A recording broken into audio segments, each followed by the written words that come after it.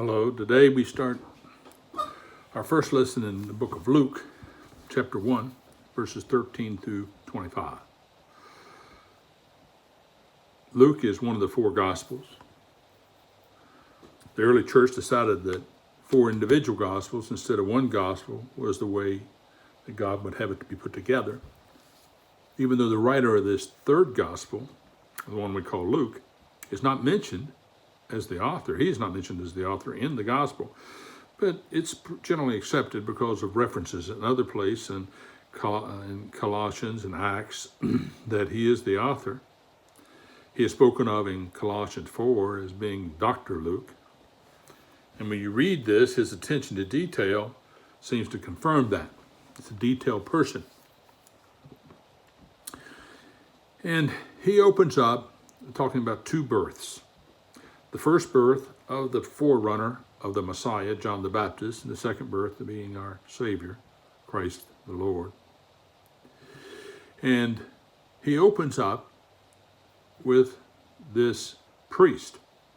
At this time, the priesthood had 24 divisions of it, and this priest here was a priest of the course of Abia, or that sect.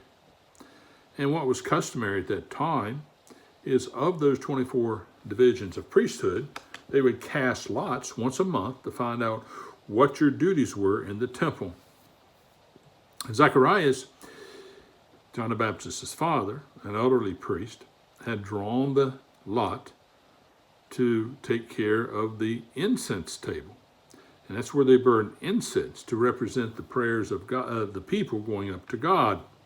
And he made sure that it continued to burn and that it was taken care of. That was his duties for one solid week as a priest for that particular period. Yes, they cast lots and determined what they were supposed to do. Sometimes you'll hear someone say, well, that was my lot. And what they're really saying is that's what was chosen for me to do. It comes back to these old historical duties that were determined by lot casting. And we pick it up in verse 5, and so there was in the days of Herod, the king of Judea, a certain priest named Zacharias, of the course of Abba, and his wife, the daughters of Aaron, and her name was Elizabeth. And they were both righteous before God, walking in all the commandments and ordinances of the Lord blameless. They had no child, because that Elizabeth was barren. And they both were now well stricken in years. They were old. She was childless, and she was barren. She had no ability to have children. And according to the custom of the priest's office, his lot was to burn incense, and he went into the temple of the Lord. And the whole multitude of the people were praying without at the time of the incense. And so, to set the scene, he's in there doing his duties. You know, the Bible has a lot to say about using people when they're where they're supposed to be, doing what they're supposed to do. And that's where Zacharias was when he was chosen. He was where he's supposed to be, doing what he's supposed to do, being faithful to his God and to his ministry. Contrary, if you study David got in trouble with Bathsheba because he was in a time of war as the king of the nation. He was supposed to be out with his battle troops. Instead, he was home and he went up on the roof and looked over and seen Bathsheba, and he was not where he's supposed to be, not doing what he's supposed to do, and he got in trouble. So there's a lot to be said about fulfilling your duties and being where you're supposed to be, when you're supposed to be there, and doing what you're supposed to be doing. It may get boring. This priest had been doing the same thing for quite a few years, decades. He'd been saying the same prayer with his wife, please give us a child. Now he's so old, he's doubting anything can happen. I'm sure that it would be natural just to get routine in your prayer and say it not believing at all. And that's where you find him. Now the whole multitude of the people were praying without at the time of incense. And there appeared unto him an angel, and the Lord standing on the right side of the altar of incense. An angel of the Lord.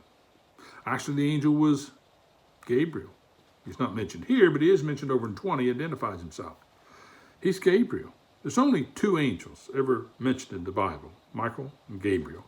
Gabriel's mentioned 4 times, twice as talking to Daniel, once announcing John, and once announcing Christ to Mary. as Gabriel. Gabriel means mighty man of God, and I'm sure he was. I've never seen an angel. I doubt if you have either. But I have seen things that look like angels. When my knee was replaced, I took a lot of tramadol. One of the side effects of that is I'd have dreams at night, and they were real as they could be. They were nightmares, really. I remember laying in my bed and looking up, and I was laying there assuming I was awake, and all of a sudden the roof flew off, and this big thing with great wingspan come down, terrible looking thing, and terrified me. Didn't take me long to get out of that bed either.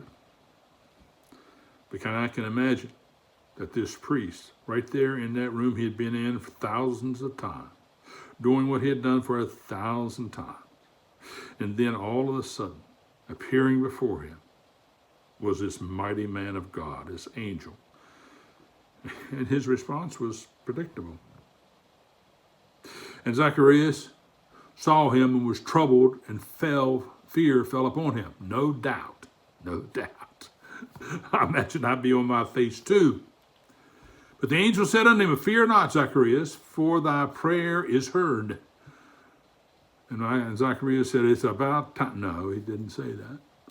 But it says is heard, not was heard. God hears the prayer. He heard him the first 20 years, 30, 40 years he prayed him.